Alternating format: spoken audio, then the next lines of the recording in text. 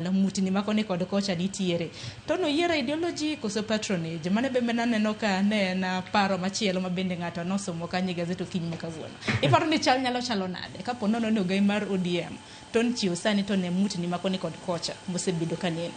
ing'eni an yudh Raila kane ODM lost nachako wuotho gi Raila 1996 wadhi NDP wadhi New Kanu mwaduogo NAC mwadhi LDP ai wadonje ODM aduga we manda 2011 ka gweruok gi goruko kumbo ma sani timore ni ne obedo gima koro waneno ko konyowa kendo kwa focus on dongruok mane wapano ne wabed ni wa focus on ang'eyo omiyo kum kech ni nase wuotho gi Raila Amolo Odinga kuom higni mang'eny manase bedo official ma chama ne an branch chairman ma Kisumu Town West chakre ne chak chama nyaka 2011 gima nyalo nyiso ni Raila Amolo Odinga gima nodwaro mane wan go ideology ma social democracy en ni mondo economy mar Kenya uchumi mar Kenya mondo tine jopiny mondo japiny onego bed ni kiwacho ni nitie dongruok to japiny be winje ang'o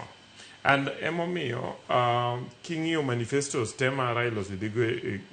election en manifesto mang'iyo weche mag thieth weche mag agriculture weche mag tich weche mag joma disadvantage and so on and so forth. Now king'iyo UDA tibe iyudo ni President William Ruto ne en achiel kuom students mag Raila Odinga sama ne wach loso ODM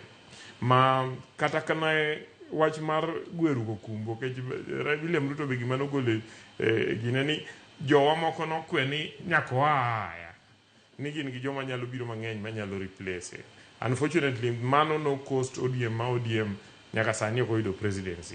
but kata nowa nowuogi ideological foundation mane giago ODM kata ne odhi oriwore gi jomoko and king'iyo manifesto mar ODM especially mar UDA especially the better plan you know the same issues mane wa discuss sama ne waloso ODM kwa referendum ma 2005 wadi 2006 kama ne obede announce rally ma wane mane wa mobilizing Kisumu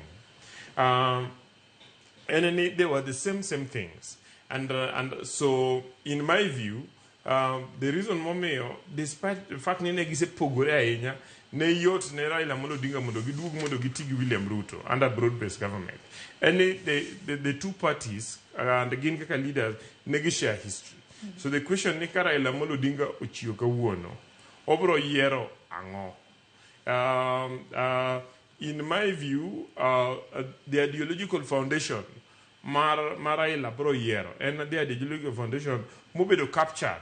at the 10 points agenda mar broad-based government and 10 point agenda no wacho ni one mondo wa compensate joma no inyore two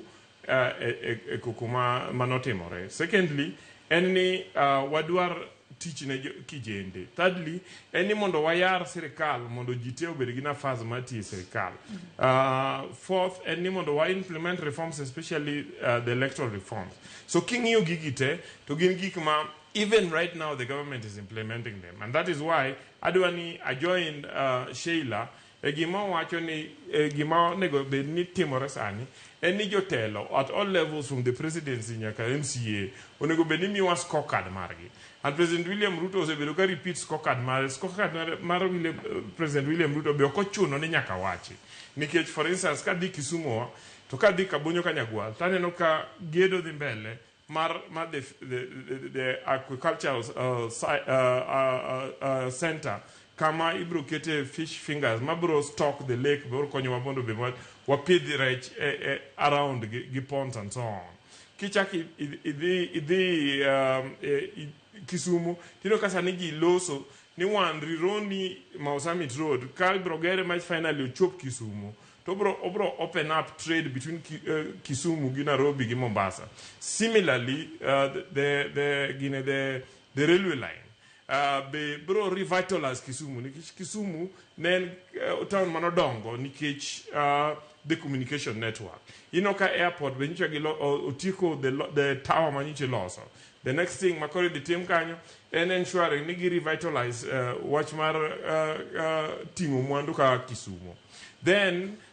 fish landing beaches ma timore around Lake Victoria. Then there is gigo. Yeah, those are the scorecards. Mibro ngigo President William Ruto ki compare this scorecard mar Gachagua ma en mare ni Olinda the mountain. He compare gi mar